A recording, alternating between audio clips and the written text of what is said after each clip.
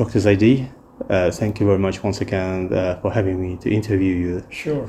And I guess it is symbolic that we're doing this year, which is quite unusual for Uzbekistan in terms of environment and green economy.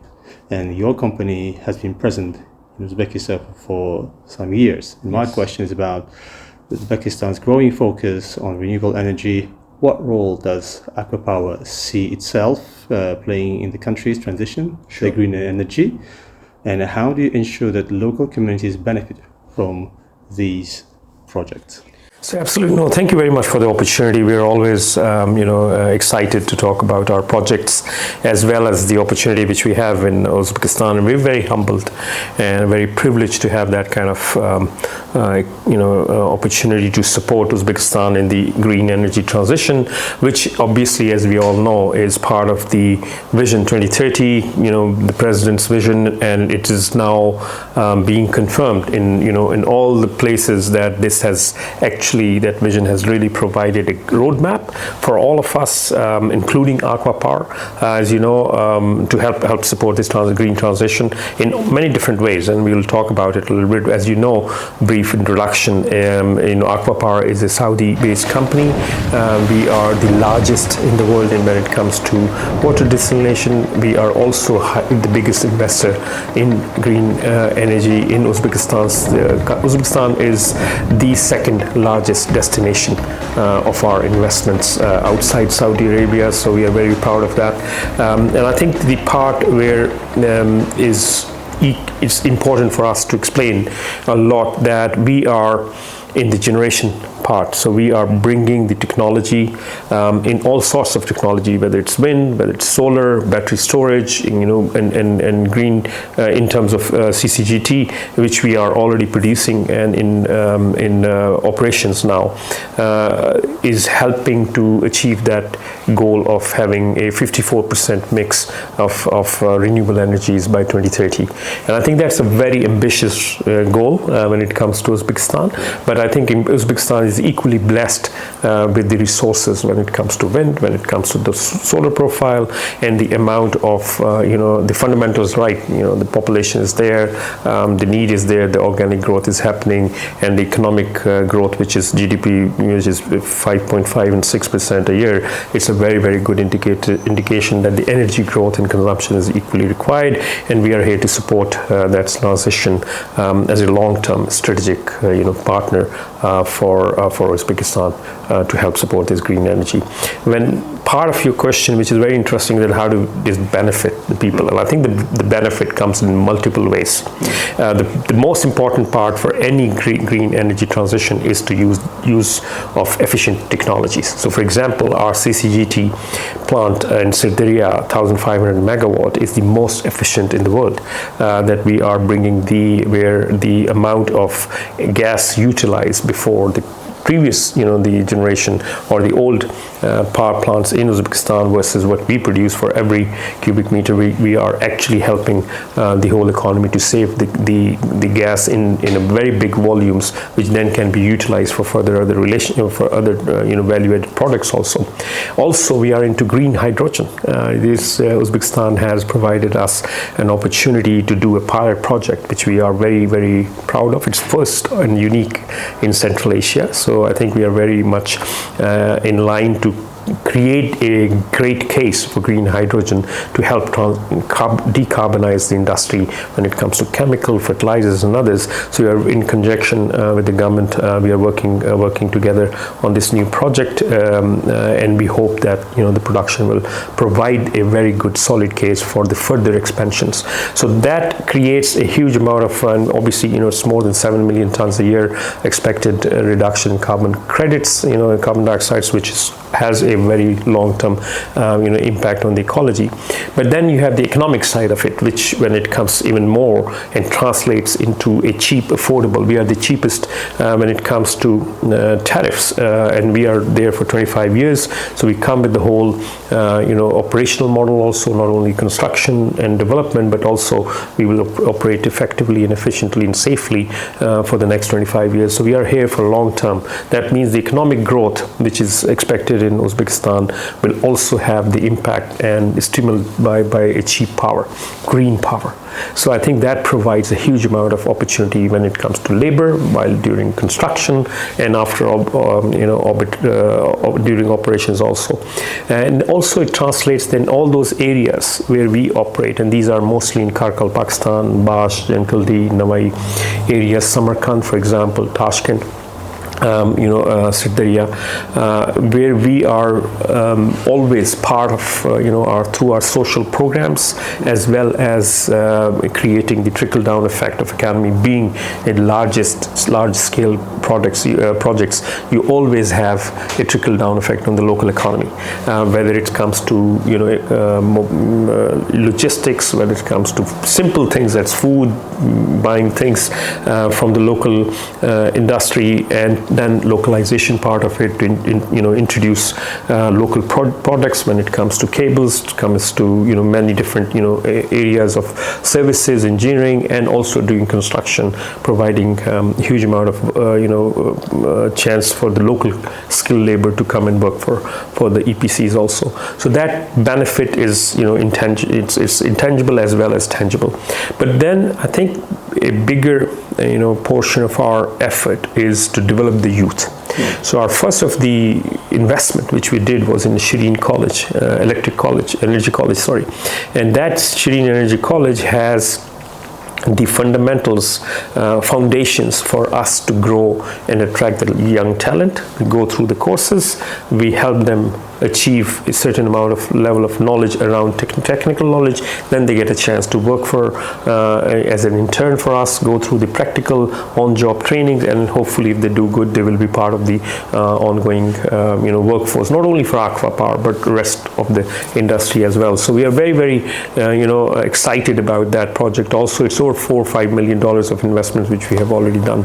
We have also recently reinvigorated the project, 20 megawatt solar project rooftop, which is going to be across Uzbekistan, and it's going to happen in terms of schools, kindergartens, and hospitals which need a constant energy, but also the people who are in the below the poverty line in Defter list, together with their kimas and all that support. We will provide them the solar power with inverters and batteries so that they can actually extend their lives. They can bring that usage when it's required. As we all know, the transition is happening, the system, and there are parts where actually we don't have a distribution network yet, so it will be having a bigger impact on the lives of the people also. So we are very excited about that. That's like a $20 million worth of CSR which we are doing. So in direct and indirect, tangible and intangible effects are huge as a strategic investors. For us to making an impact on the lives of the people is very, very important. So all our projects when we are doing the development, we were very, very careful about how the impact happens of those projects across that land, when it comes to biodiversity, when it comes to environment, but also more importantly or equally importantly, the livelihood of the people in the community which are there. So we provide them the livelihood restoration plans. There is a huge amount of obligations which we take on, and then also during the whole project here we expect to make sure that we are providing support to them for their livelihood also. So in multiple levels we work together with the community, where we have direct CLOs, community liaison officers who go and get their feedback, and on a very regular basis, and we try to feel whatever the needs are there, and we provide that. Our workforce is involved on their own capacity, as well as a company. We do some of the other social programs which we believe are equally impactful. But I think as investors, and long-term investors, I think the biggest thing which we are trying to achieve is to develop the future leaders in Uzbekistan. So our localization program is very focused in terms of upgrading the skill sets which we have. For example, our operation wing, whenever we hire people, we send them out to our other projects where the the local talent. They go through a lot of 2 months, 1 month, 2 months, depending on the skills, trainings up to 3 months training, and then they come back and work here to utilize whatever the learnings and skill sets they have developed in other parts of ACWA businesses, and that obviously creates a lot more exposure as well as the connection and being part of a big international company like ACWA. So that helps, and I think that is where in different ways we kind of ACWA's strategy is always to help support the localization. A lot of functions which are now are being brought in, a lot of consulting companies, a lot of local produce, local companies which we use for construction to all the way to buying bigger stuff, insurance and other parts, local banks which we use them. So it's kind of like focused all the time, maximizing our impact in different ways, and going forward being a strategic, socially responsible investor in Uzbekistan for this green energy transition. Thank you for your very holistic and comprehensive answer.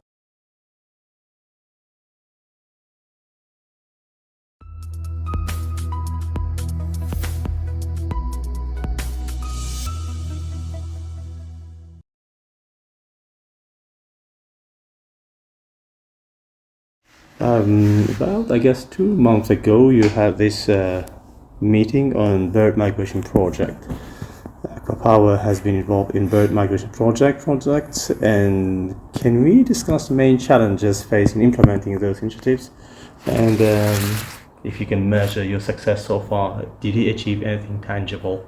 I think it's very early, because let me put the context, very early to understand the success. I think the biggest success is we've started the whole world's largest experiment to understand how power transmission lines and bird diverters of different kinds can actually impact in saving Hubbard buses, Asian Hubbard buses, which are very unique species, and they are endangered. So in that sense, we are actually very, very excited. We are working together with different experts from UK, from Spain, and others, universities which are very renowned. These are the experts of like very high level. They have done quite a lot of studies, not only in other parts of the world but also in Uzbekistan, and we are lucky to have them on board. And our understanding is that they will be also cooperating with the local universities and try to pass those skills. So it's a 3-year study. So it's not just 1 year, it's a 3-year study, longitudinal, trying to understand the behavior, how it all works. And it has many different aspects which are technical, so I'm not going to go into those details. But main purpose is to understand in that particular area where Bash and Jinkeldy power plants. These are in total these are two 500 megawatts power plants. So there is a side which is around the wind farm, but then there is the transmission lines. ACWA Power is not into transmission business as such. We, as part of our investments portfolio, we are helping develop the transmission infrastructure, which is then going to be transferred to NIGU with the national grid operators, and that will be part of their assets. But as an obligation, we also take care that we will do this experiment over the period of 3 years. So we have encountered there are multiple layers of that. This is around understanding the behavior of the birds, also the understanding which of those two different types of bird diverters are going to be more effective in terms of helping saving those birds, but also to develop the skills of the local talent. So these experts will be training quite a lot of local team who will then be monitoring the bird fatality monitoring plan over the period of next 3 years, and it's every week you have to go and monitor whether there is any unfortunate incident or not. And there are many different ways. You have to go through a scientific rigor of collecting the data, analyzing it. We will be also capturing some of the birds to put the GPS transactions, so it will be helpful. We'll know exactly that the bird behaviors of flights and understand how it impacts. So that will be the first of its kind over the period of 3 years, and it will be a published study results, research-based, very rigorous peer-based reviews will be done, and then it will be after the end of the 3 years, that publication will help us at least, give some insights. And as any experiment, it takes time and effort to really understand, but that's our contribution to this transition. It's very, very important to understand from the biodiversity, which is the year, in 2025, as the president himself has provided about the green energy, the biodiversity, and we recently had this big climate forum in Samarkand with EU participation, that these are important aspects. If we want to go into the green transition, we cannot neglect biodiversity, we cannot neglect the impact we may be making through those projects. But this is not project, impact is not coming from the wind farm, which we, obviously as ACWA we develop, but it's more for the transmission line, which will then be transferred to NIGU, and they will be taking care of, those assets going forward. But it will help the whole world that these kind of behaviors or the experiment will provide some insights into the future, how we can save these endangered species and many other birds as well.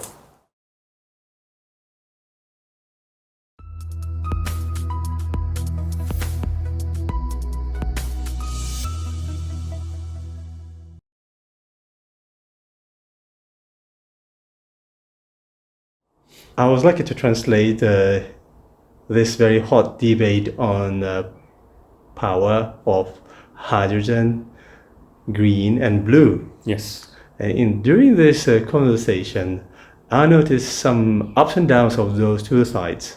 So my question is straightforward: which is better? Obviously, the green hydrogen, we believe in that. We have the largest, project happening in Saudi Arabia. As ACWA Power, we actually invested way ahead in understanding technically, as well as the expertise, the science behind it, as well as the commercialization and everything, which goes to make sure that such kind of project on such big scale can actually happen. So it's a huge amount of, and we have an off-taker and everything. And I think the debate which was there was the testament that how ACWA Power really believes in that. And I think the part which we were trying to, our chairman was trying to explain, is that most of those criticisms or skepticism were the same when it came to wind, when it came to solar, and the technology is not good, it's too expensive, there's a subsidy and all that stuff. And they were 20 years ago, 30 years ago, nobody believed in these technologies also. And this has been the case. And I think that what we are way ahead of the curve in not only believing, but we are actually doing it. And Uzbekistan, we should be very, very proud, honestly, that we have this amazing opportunity of doing this pilot project in a way which can actually prove the concept, and which is commercially, and it's not easy. We are very thankful for all the DFI, PBRD and others who are actually supporting us go through this. And the technology, it's new. Maxim Churchik, but we are doing this project, that the amount of the technological, complexity with the project itself, around the construction, how we're going to produce it, how we're going to utilize it.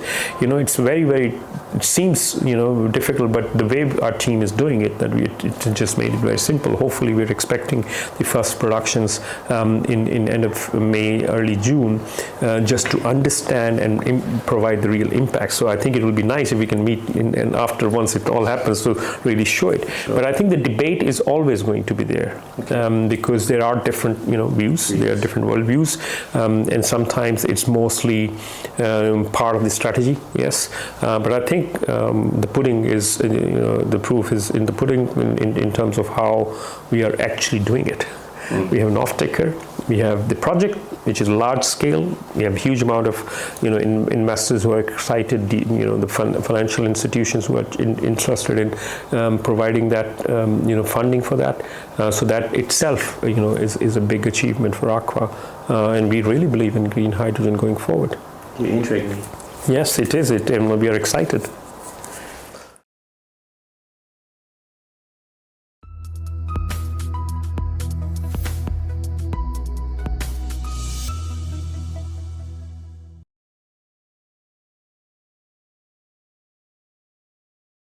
civil society organizations in Uzbekistan are increasingly active now in environmental things based on the year we now live in. And do you see a role of SEO shaping the future progress of renewable energy and environmental protection initiative in Uzbekistan, and your thoughts about that? Interesting that our workforce is part of the society. Correct. So, our 95% of our workforce in operation is all local. Yes, almost close to 50% of our workforce in construction is local. In operations, in construction, and then in supports group, it's over 75%. And hopefully it will grow as we are growing.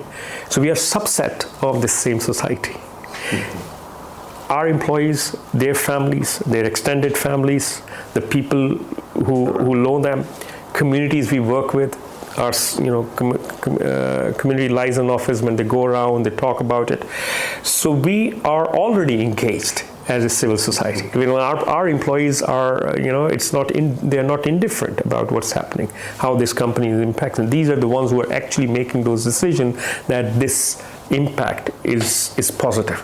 Yes, so we already kind of, we have a lot of internal voices which are helping us, guiding us, shaping us to be more impactful. That's number one. Second, I think any progress comes with good question and good accountability and monitoring. We are transparent. We are on the stock exchange of Saudi Stock Exchange, so we have to be. We are very transparent when it comes to governance, when it comes to board of directors, how everything is being. When it comes to financial, ESG reporting, all sorts of other aspects of reporting, statutory reporting, and everything. So we are very, very open and transparent about that because that's the model we work. Integrity is part of our values as well, and I think that is the common DNA of ACWA Power, to be working with the community, but also listening to those voices. So we do listening to our stakeholders, and we work when it comes to biodiversity and all that. We actually have a expert supervisory, not exactly the board, but the committee, which looks into the issues, how we are developing it kind of monitoring, and they provide us ideas and how we can, and it's a universal kind of thing, so it's around the world and all that, so we listen to that part. We have a huge amount of experts who work with the NGOs, who work with the local breeding and other places, who actually have consultants who do a pre-project studies and feasibility studies. So we had always ahead of the curve, understanding the needs and everything, and through that we have public consultations where we bring the public who will be part of that project. So we are always engaged. It's not just the I think it's about the voices, where they're coming from. That's important, and we are ready to listen, and we do that listening all the time. So our when it comes to women, gender aspects, we work closely with some of the we are in pursuit of working together with the NGOs which are about gender, and we are pushing quite a lot on that side. Energy sector, as you know, is always very low participation when it comes to women, and we are trying our best to increase that. There are NGOs which are, when it comes to CSR projects and all that, we try to do that. We work closely with the Ministry of Environment and Ecology. Our Ministry of Energy is always there to help us, support us, guide us in different projects where we can support. So this is a continuous dialogue. And I think the reason for that is that we are here for 25 years minimum. And so we cannot take a snapshot and small look on a thing, so we are a strategic, project investors for long term. So we are part of the community. Our workforce is part of the community. And we are very proud to have that dialogue and try to navigate ourselves, but also to correct ourselves wherever we can have a bigger impact and a better impact. So yes, we always welcome to that kind of dialogue. Well, thank you very much. This is very interesting, and I guess the first interview, and we maybe continue once you have your initiatives like you mentioned about power, energy, the CSR projects, yes, and then experiment always. We're more than happy to come and talk. Well, we will. Thank you. Thank you very much. Thank you very much, my friend. Cheers.